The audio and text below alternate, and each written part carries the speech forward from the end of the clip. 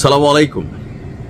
এই টাইপের নিউজ করতে এখন আসলেই ভয় লাগে কেন যে আমি সম্ভবত একমাত্র ইউটিউবার যাদেরকে আপনারা দীর্ঘ 4-5 বছর ধরে দেখছেন, যাকে যে 3 দিন পরে পরে মিলিয়ন হয় ইউটিউব চ্যানেল ব্যান হয়ে যায়, মিলিয়ন হয় ইউটিউব চ্যানেল সাসপেন্ড হয়ে যায়। রিজন কি জানেন? প্রত্যেকটা চ্যানেল ক্ষতিগ্রস্ত হওয়ার পিছনে আমার এই ধরনের নিউজগুলাই দায়ী। কিন্তু মাঝে মাঝে না দিয়া অন্তরটা শান্তও করতে পারি না। ভাল লাগলে শেয়ার করবেন, কারণ বীরদের বিজয়ের গল্প মাঝে মাঝে সামনে আনতে হয়। ইসলিকে গতকালকে যে ঘটনা ঘটেছে, মানে আমি যখন নিউজটি করছি রাতের বেলা যে অভিযান চলেছে, সেই অভিযানে ইসলি যেমন হিলাদুলা উঠছে, আমার শরীরের মধ্যে একটা পুনপুন্না ভাব আসছে। ভাবতেছে আল্লাহ ভরসা নিউজটা করিয়ে ফেলি।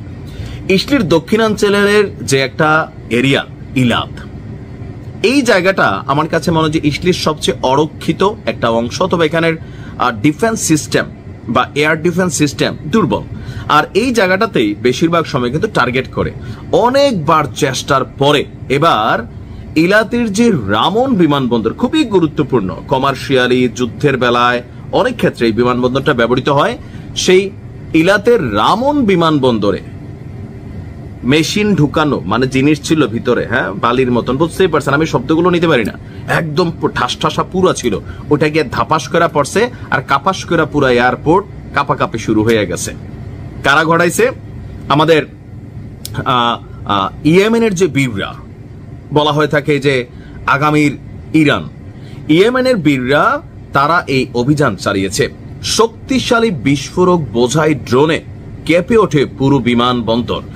বিমানবন্দরের টার্মিনাল থেকে ধোঁয়ার কুণ্ডলি দেখা যাচ্ছিল প্রকাশিত ভিডিও ফুটেজে। এর আগে ইসলির সেনাবাহিনী জানিয়েছিল যে ইয়েমেন থেকে একটা বড় ধরনের অভিযান পরিচালনার প্রস্তুতি নেওয়া হয়েছে। এর কিছুক্ষণ পরেই বিমানবন্দরে এই ঘটনাটি ঘটল। আর তারা শুধু একটা দিছিল না, সম্ভবত একটা বাঞ্চ মারছিল 4-5টা একসাথে, তো কয়েকটা আবার আকাশ প্রতিরক্ষা সিস্টেম আটকায় দিছে।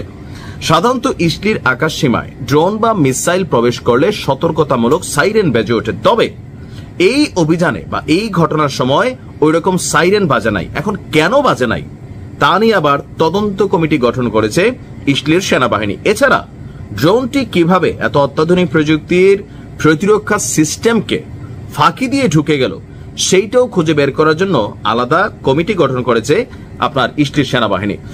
ড্রোন টাচ করার পর রামন বিমানবন্দর এবং আশেপাশের এলাকার যে আকাশ সীমা আছে সেটা বন্ধ করে দিয়েছে তাৎক্ষণিকভাবে ইসলি।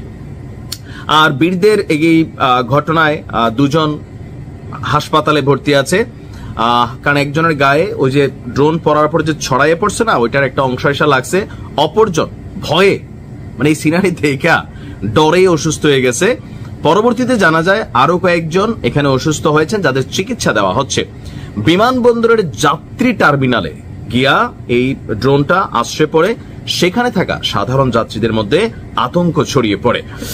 গত সপ্তাহে বেসিক্যালি ইয়েমেনের বীরদের বা সরকারের 12 জন মন্ত্রীকে শাহাদাত করা হয়েছিল ইসলির একটা বড় অভিযানের মাধ্যমে।